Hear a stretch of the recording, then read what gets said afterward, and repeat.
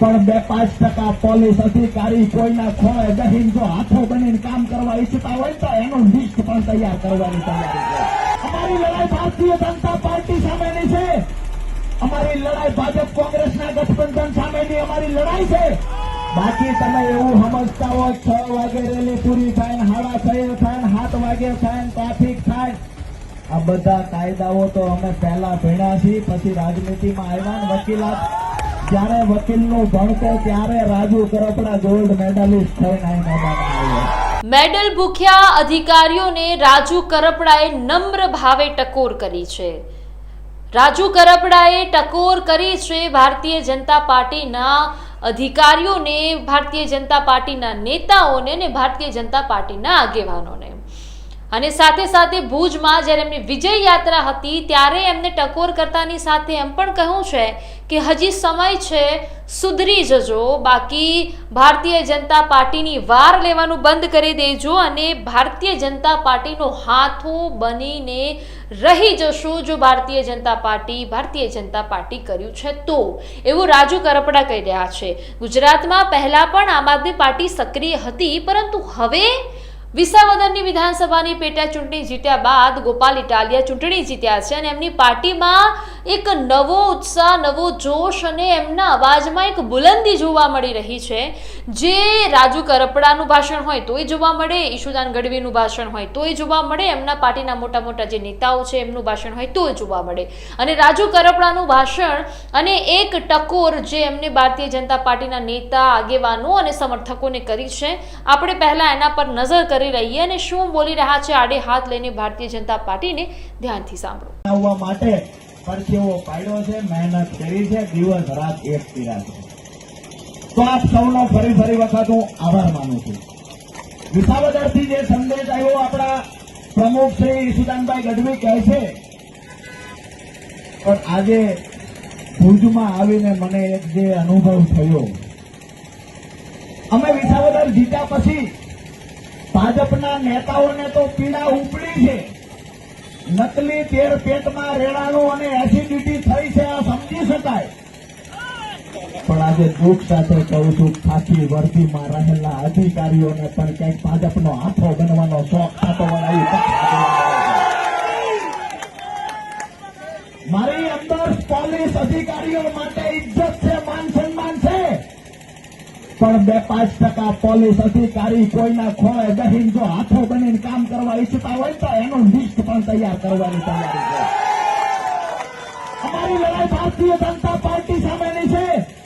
અમારી લડાઈ ભાજપ કોંગ્રેસના ગઠબંધન સામેની અમારી લડાઈ છે.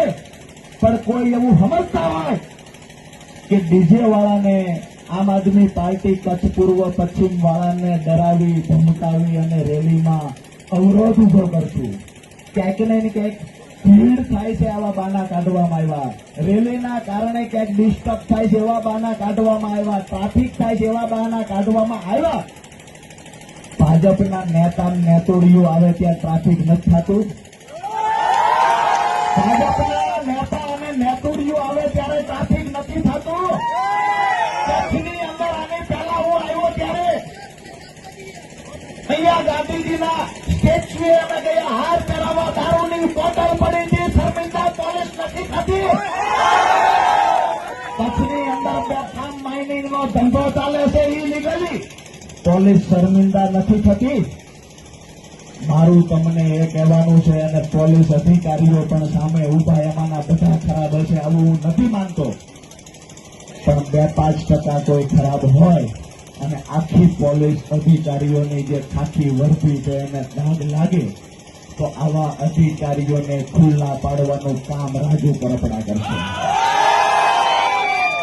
હજી પાયલબેન વાળો દાગ ધોવાનો નથી, પાયલબેન વાળો દાગ ધોવાનો નથી. નવા દાગ પાડવા માટે કચ્છમાં આવ્યા હોય તો ધ્યાન રાખશો. તમે ખુલ્લી ચેલેન્જ આપીએ છીએ કે ભાજપનો હાથો બનીને કામ ના કરતા વિનંતી કરીએ છીએ.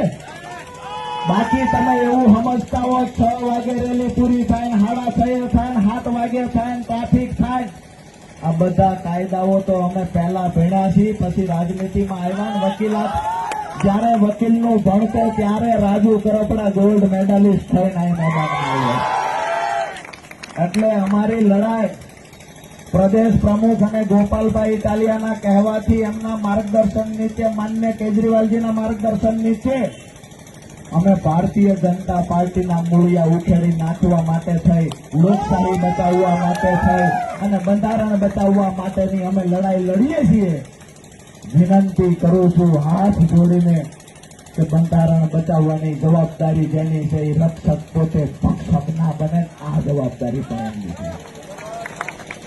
બાકી ક્યારેય કોમ્પ્રોમાઇઝ એમાં થશે જ નહીં. તમે કોઈ સામાન્ય માણસનો અવાજ દબાવવાના પ્રયત્ન કરશો, તમે અમારા કાર્યકર્તાનો અવાજ દબાવવાના પ્રયત્ન કરશો, તમે કાર્યકર્તાને બે ગાળો બોલશો, અમે પ્રદેશમાંથી આવેલા નેતા શું અહીં મસાલો ખાંડવા આવ્યા છીએ?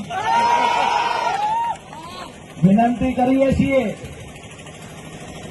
કે આમાં ક્યાંય અમારે ના પડવું પડે ને આટલી ટકોરથી સમજી જાજો, આટલી ટકોરથી સમજી જાજો. વ્યક્તિગત આરોપ નથી મૂકતા, પણ ભાજપનો હાથો બનીને અમરેલીમાં જે કાંડ થયા છે ને કાંડ અહીંયા ન થાય એનું ધ્યાન રાખજો એ કહીએ છીએ. બાકી